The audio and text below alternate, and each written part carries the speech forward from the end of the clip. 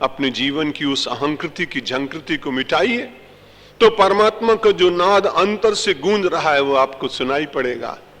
विश्व की धुनियों में कई बार तदाकार हुए होंगे अपनी आत्मवीणा से निकले हुए स्वरों के साथ। जिस दिन तदाकार अवस्था का आप आनंद लेंगे, विश्व की बाहर दुनिया केवल परमात्मा के संकीर्तन और नाम को छोड़कर वे बिल्कुल नीरस हो जाएंगे। निवेदन ये कर रहा था कि भगवान श्री कृष्ण से जब अर्जुन ने पूछा कि माला जपने से, तप करने से, साधना करने से, मौन रहने से, आंख बंद करने से, निधिध्यासन करने से आप मिलेंगे, कैसे मिलेंगे? गीता बड़ा व्यावहारिक शास्त्र है।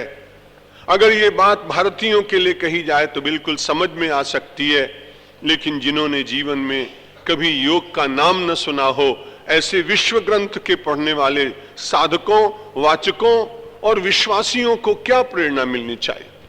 बड़ा सुंदर एक सुंदर पंक्ति कही भगवान ने, क्योंकि कोई भी साधक ऐसा दुनिया में नहीं है जो शांति न चाहता हो।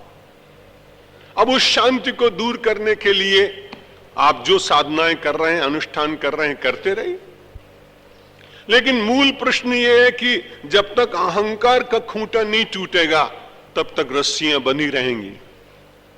आपने कई विद्वानों के द्वारा उन 4 चौबे की कहानियां सुनी हैं, उसका विशद रूप से वर्णन नहीं करूंगा, जो चारों शरद पूर्णिमा की रात्रि में मथुरा से और प्रयाग की यात्रा पर चले थे। चारों इन्हें विजया घोटने के लिए सिलबट्टे रखे थे और भांग पीने के बाद उसे और अच्छी तरह से आनंदित जीवन व्यतीत करने के लिए उन्होंने रबड़ी का भी प्रबंध किया था। और बड़े बलवान लोग थे, चारों के चारों रात भर चलाते रहे नाव। भोर हुआ तो बड़े प्रसन्न हुए, हमारी मथुरा की सारी अनुकृति करके प्रयाग में लोगों ने घाट बनाए। जैसे घाट हमने मथुरा में देखे तो वैसे ही प्रयाग में। क्या मथुरा 3 लोक से न्यारी। एक स्नान करने वाले व्यक्ति ने पहचान लिया, जय राधे राधे करके पूछा, क्या बात है अभी उतरी नहीं?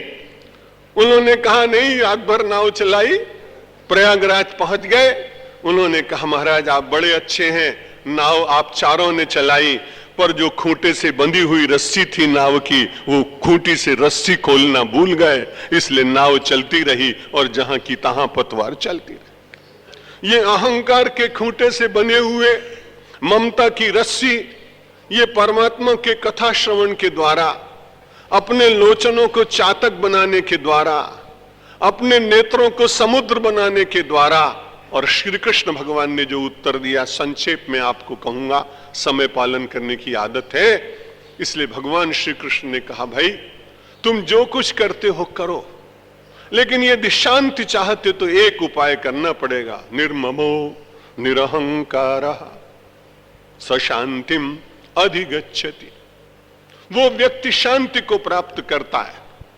इस शांति के संबंध में उपनिषदों में बड़ी चर्चा हुई, उसे ब्रह्म रूप से स्वीकार किया गया, उस चेतना को तुरिया तक पहुंचाने के प्रयत्न किए गए।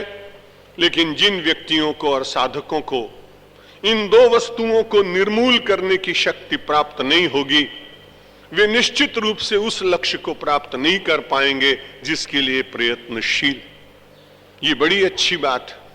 उस ममता का परित्याग, उस अहंकार की झंकृति का विस्मरण यदि मानो इस जीवन में न कर पाए तो भी वो साधक कभी निराशा में नहीं डूबता है, उसका ये व्यवहार कभी पराजय की ओर नहीं ले जाता है।